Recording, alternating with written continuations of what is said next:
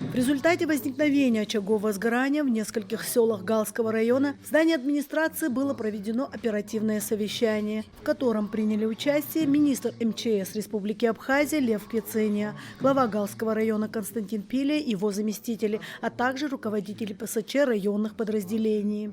На сегодняшний день ситуация по всей Республике Абхазия сложная. Практически во всех районах республики есть пожары, возгорания, и практически все подразделения работают именно в тушении пожаров. Но ситуация в Гальском районе с каждым разом она ухудшается, и руководитель Гальского района пожарного подразделения доложил, что он не справляется в связи с тем, что объемы, которые сегодня в Гальском районе загорания и пожары, своими силами и средствами не может справиться. На самом деле здесь объем работы большой.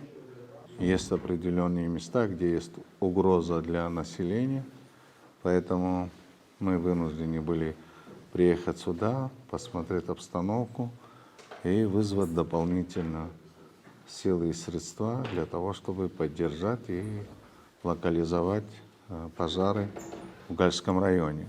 Первый заместитель главы администрации Дмитрий Адлиба доложил главе о ситуации в районе, связанной с лесными пожарами и работой, которая ведется на данный момент сотрудниками МЧС. После чего прокомментировал ситуацию начальник местного подразделения ПСЧ Эмир Зухбая.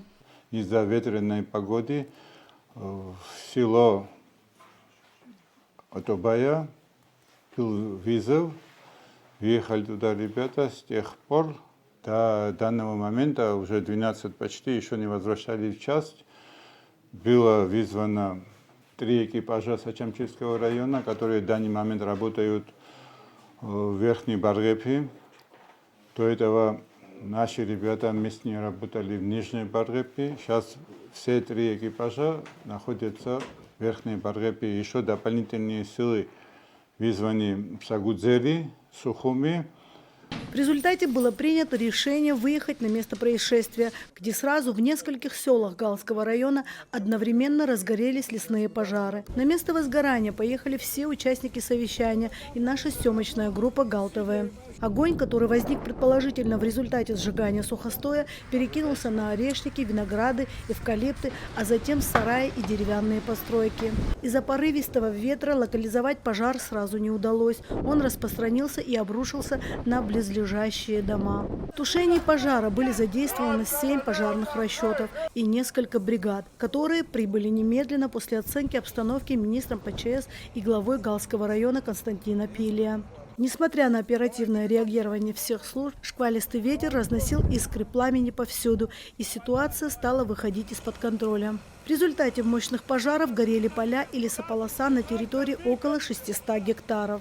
Небо Галского района оказалось закрыто красно-оранжевой мглой. Повсюду пелена дыма и смога. Дышать было очень сложно. Пожар охватил 9 сел, быстрому распространению которого способствовали сухая погода и ветер. Глава района и министр МЧС вместе с жителями и сотрудниками МЧС лично приняли участие в тушении пожара при спасении домов в селе Баргяб. Но пока сотрудники МЧС и местные жители сообща пытались локализовать один очаг возгорания, загорался другой. Ситуация стала неуправляемой. Зарево пожарищ и смог стал охватывать дома. Министр МЧС Республики Абхазия Лев Квицения и местные власти приняли решение эвакуировать местных жителей. Ситуацию контролировать невозможно, потому что сильный ветер.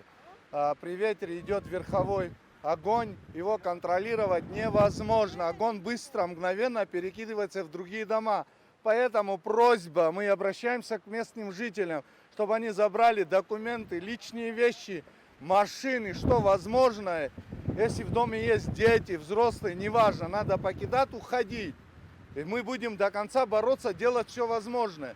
Но в этом ситуации вы видите, что творится. Ветер, пока будет такой сильный шквальный ветер, мы ничего не сможем сделать. Машины работают, но от этого толку мало. Несколько семей, которые жили в эпицентре разбушевавшихся пожаров, должны были покинуть свои дома из-за грозящей им стихии.